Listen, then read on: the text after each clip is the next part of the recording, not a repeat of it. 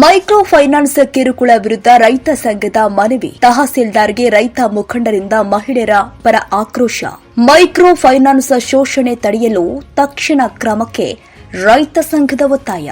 ಕರ್ನಾಟಕ ರಾಜ್ಯ ರೈತ ಸಂಘ ಮತ್ತು ಹಸಿರು ಸೇನೆ ವತಿಯಿಂದ ರಾಯಭಾಗ ತಹಸೀಲ್ದಾರ್ ಅವರಿಗೆ ಮಹಿಳೆಯರಿಗೆ ಮೈಕ್ರೋ ಫೈನಾನ್ಸ್ ಸಂಸ್ಥೆಗಳ ಕಿರುಕುಳ ಕುರಿತು ಮನವಿ ಸಲ್ಲಿಸಲಾಗಿದೆ. ಈ ಸಂದರ್ಭದಲ್ಲಿ ಬೆಳಗಾವಿ ಜಿಲ್ಲಾ ಸಂಚಾಲಕ ಮಾಯಪ್ಪ ಲೋಕೂರು, ಜಿಲ್ಲಾ ಮುಖಂಡರು ಗುರುನಾಥ ಹೆಗಡೆ, ಶ್ರವಣ್ ಕುಮಾರ್, ದೇವಮಾನಿ, ಸಂಗೀತಾ ಚವರೆ, ಸುರೇಖ ರಾಮನಕಟ್ಟಿ ಮತ್ತಿತರರು ಉಪಸ್ಥಿತರಿದ್ದರು. ರೈತ ಸಂಘದ ಮುಖಂಡರು ತಹಸೀಲ್ದಾರ್ ಅವರಿಗೆ ಮಹಿಳೆಯರ ಸಮಸ್ಯೆಗಳ ಬಗ್ಗೆ ವಿವರಿಸಿ ಮೈಕ್ರೋ ಫೈನಾನ್ಸ್ ಸಂಸ್ಥೆಗಳ ಶೋಷಣೆಯನ್ನ ತಡೆಯಲು ತಕ್ಷಣ ಕ್ರಮ ಕೈಗೊಳ್ಳಬೇಕು ಅಂತ ಆಗ್ರಹಿಸಿದರು.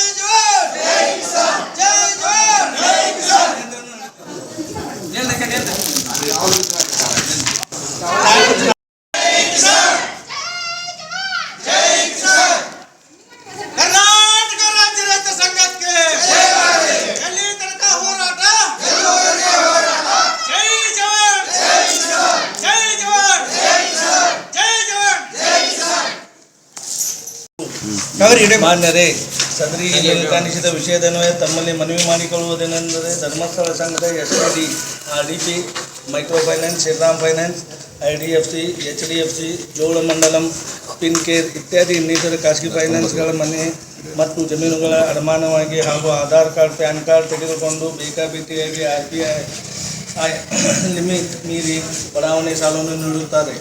ಸರ್ಕಾರದ ಆದೇಶದಂತೆ ವಾರ್ಷಿಕವಾಗಿ ಬಡ್ಡಿ ಆಕರಣೆ ಮಾಡುವುದನ್ನು ಬಿಟ್ಟು ಬೇಕಾಬಿಟ್ಟಿಯಾಗಿ ವಾರ ಹಾಗೂ ತಿಂಗಳುಗಳ ಕಂತಿನ ಪ್ರಕಾರ ಸಾಲ ಪಡೆದ ಬಡವರಿಂದ 18% 40% ಬಡ್ಡಿ ದರದ ಹಣ ವಸೂಲಿ ಮಾಡುತ್ತಿದ್ದಾರೆ. ತಮ್ಮ ಅತಿ ಮೀರಿ ಸಾಲ ಪಡೆದಂತಹ ಬಡವರ ಮೇಲೆ ತಿಳಿಸಿದ ಫೈನಾನ್ಸ್ ಕಂಪನಿಗಳು ಬಡವರ ವಾಸದ ಮನೆಯನ್ನು ಸೀಜ್ ಮಾಡಿರುತ್ತಾರೆ. ಅದರಲ್ಲಿ ಫೈನಾನ್ಸ್ ವಿರುದ್ಧವೂ ಸಹಿತ ಯಾವುದೇ